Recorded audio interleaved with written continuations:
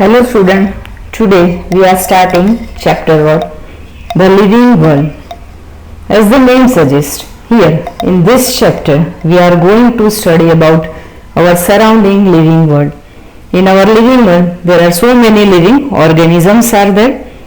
Here main topics are what is living, biological classification, animal kingdom and plant kingdom. Let's start with what is living. So many questions arising in your mind. What is difference between living and living organism?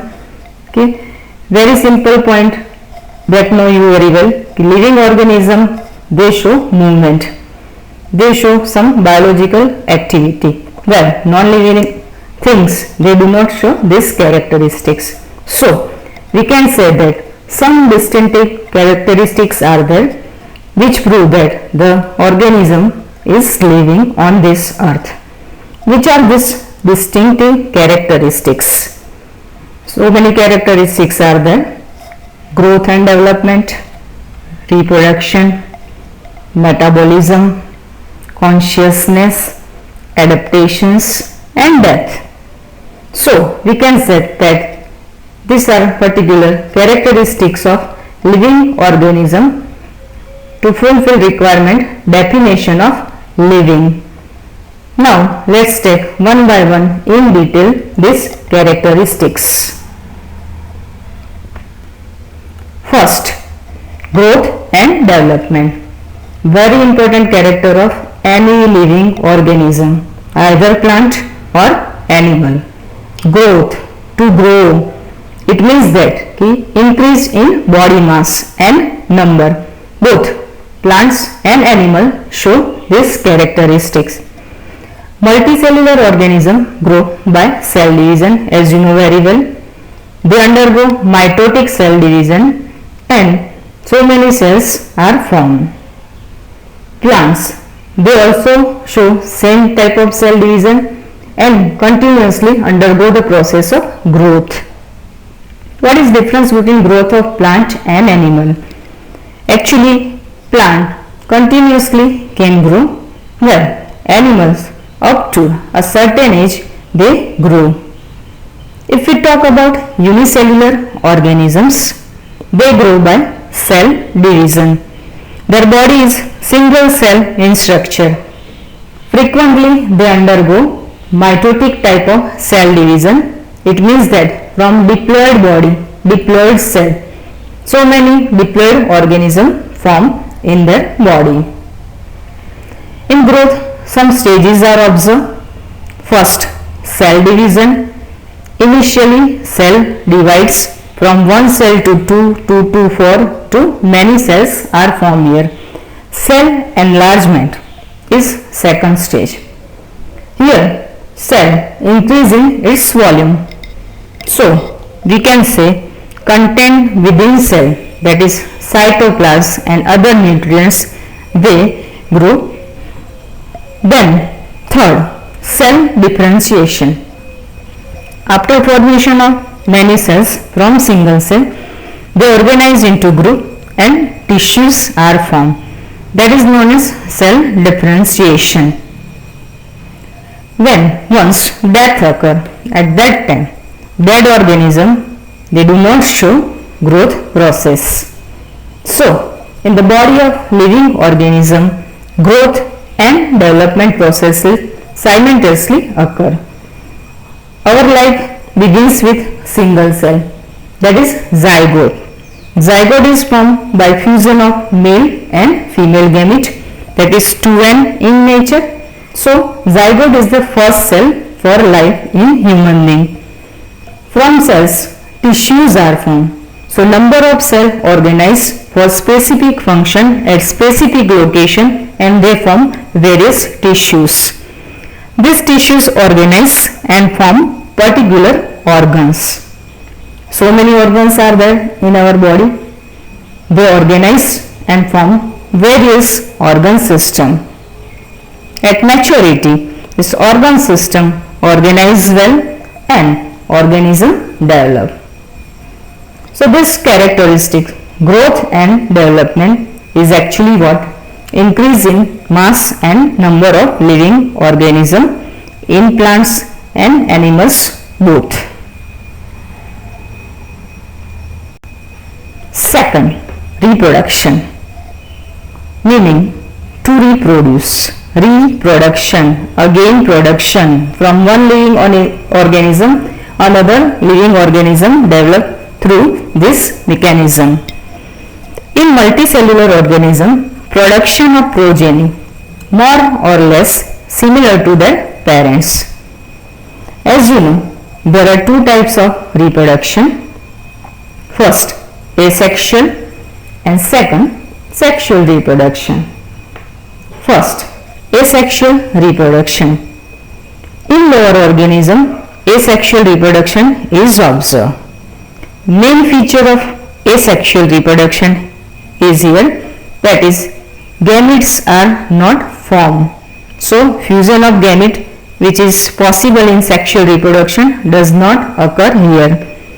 Lower organisms like amoeba, paramecium, yeast, hydra, these animals show asexual type of reproduction.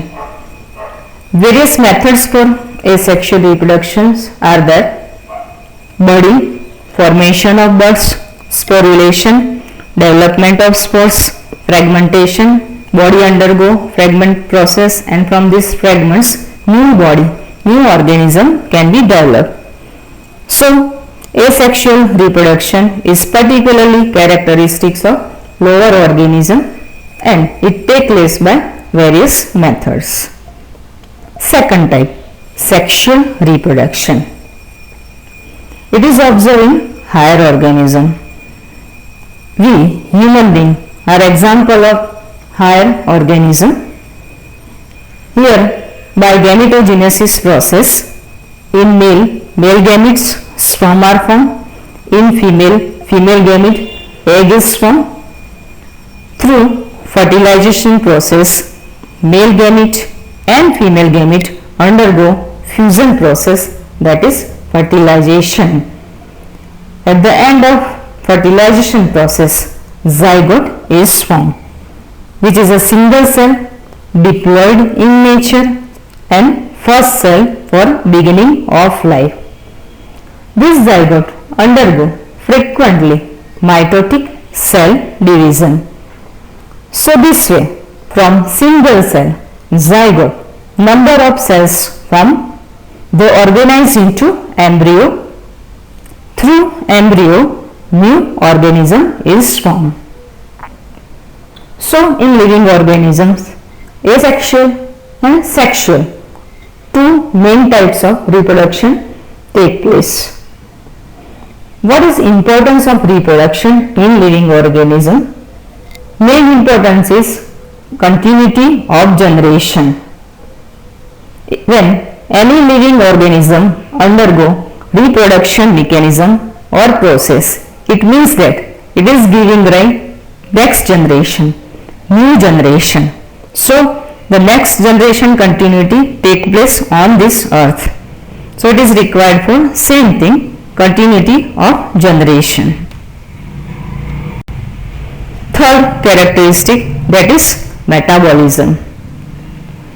In our body, in body of any living organism, so many chemical reactions take place.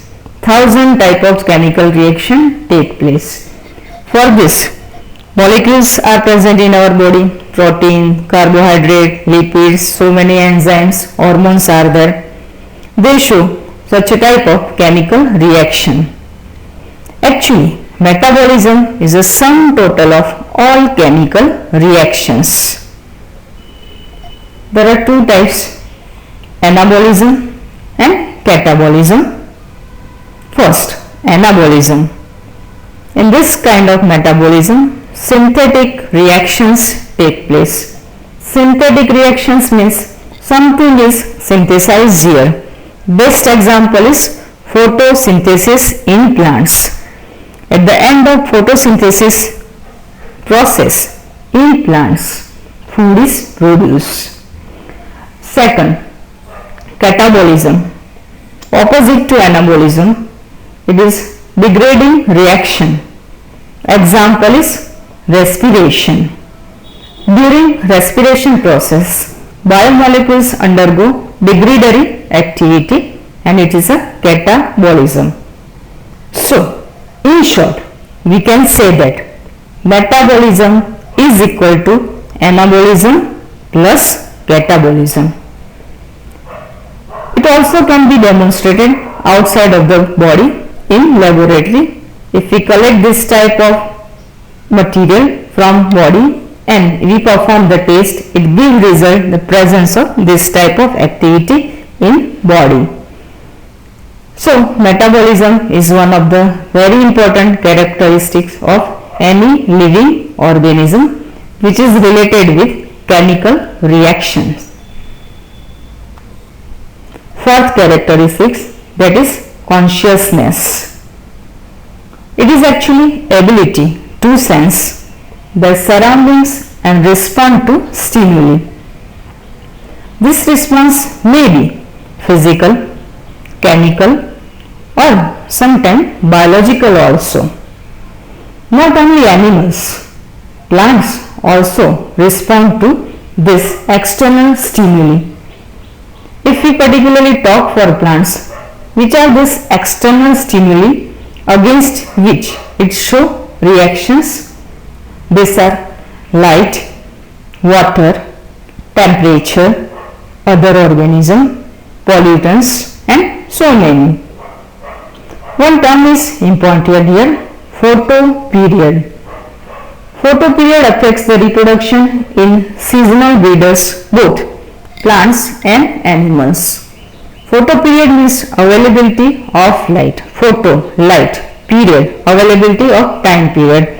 It also one type of stimuli which affect the reproduction in both plants and animals. In living organisms, sense organs are present. If we talk particularly for our body, ear, eye, nose, tongue and some other sense organs are present. They are interrelated with our nerve system. So, message pass through nerve system to sense organ and sense organ to nerve system. And this reaction, this mechanism is responsible for consciousness. Particularly human being, it has self-consciousness. So, in any presence of external stimuli, we immediately show reaction. So, we can say action and its reaction in plants and in animals. Both this type of activity is observed and it is a characteristic known as consciousness. Fifth characteristics, that is adaptations. To adapt our surrounding environment. We make them suitable for our lifestyle.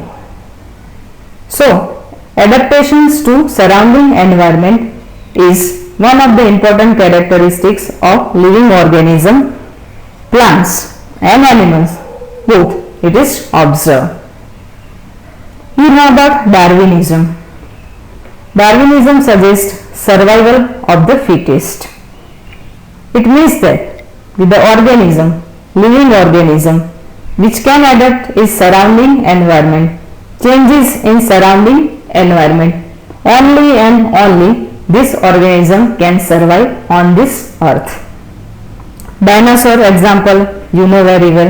It is also example of survival of the fittest according to Darwinism. Next, sixth characteristic, that is death. Death is an essential event in living organism. Life begins from single cell zygote. It passes through various events in life cycle, growth and development, reproduction and other activity. At the end of this lifespan, death is compulsory event, essential event.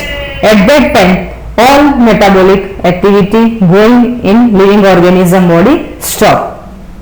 Why it is important? It is important to maintain population ratio on this earth. On this earth, natural resources are also very limited. So, if death does not occur, continually no new organism growing on and it's flood on this earth. So, death is required process as a living organism characteristics here.